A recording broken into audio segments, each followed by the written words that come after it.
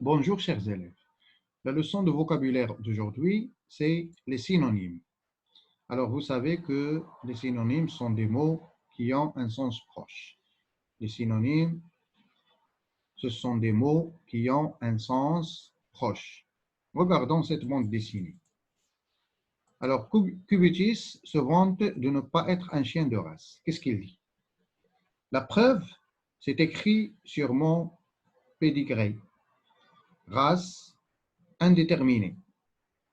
Synonyme, imprécise, indéfinissable, indéfini, flou, confuse. En un mot, mystérieuse. Tenez, tenez, tenez. Alors, on va relever les adjectifs cités par Cubitus pour caractériser sa race. Les adjectifs utilisés sont indéterminé, indéterminé, imprécise, imprécise, indéfinissable, indéfinissable, indéfini, indéfini, flou, confuse, mystérieuse. Alors, à ton avis, que veut dire un synonyme? Alors, on a dit, un synonyme, c'est un mot de sens proche, de sens voisin, qui ne dit pas tout à fait la même chose, mais qui a un sens voisin. Par exemple, un écolier, c'est un élève, c'est un étudiant. Alors, c'est un sens voisin. Parce que l'étudiant, normalement, ou bien collégien, ne veut pas dire tout à fait la même chose qu'un élève, mais c'est un synonyme, c'est son synonyme. Alors, on passe à la règle et on va voir quelques exemples pour mieux comprendre. Des mots qui signifient la même chose ou ont un sens voisin sont des synonymes.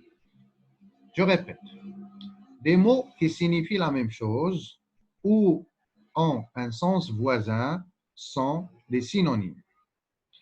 La race du chien, Cubitus, est indéterminée. La race du chien, Cubitus, est imprécise.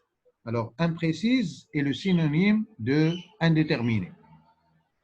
On utilise des synonymes pour éviter les répétitions ou enrichir un texte en apportant des nuances.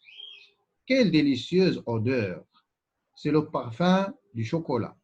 Alors, les mots parfum et odeur sont des synonymes. Et on a remplacé odeur par parfum pour ne pas répéter la même chose. C'est pour éviter la répétition du mot odeur. Les mots synonymes ont la même nature. Ça veut dire qu'ils ont la même classe grammaticale. Le synonyme d'un nom est un nom. Le synonyme d'un adjectif est un adjectif, etc. Exemple. Si on dit pour un nom, par exemple, une maison. Le synonyme, c'est un appartement, une habitation, une cabane, une demeure. Ça doit être un nom. Le synonyme d'un adjectif doit être un adjectif. Si on dit par exemple content, on doit dire gai, on doit dire joyeux. Ce sont tous des adjectifs.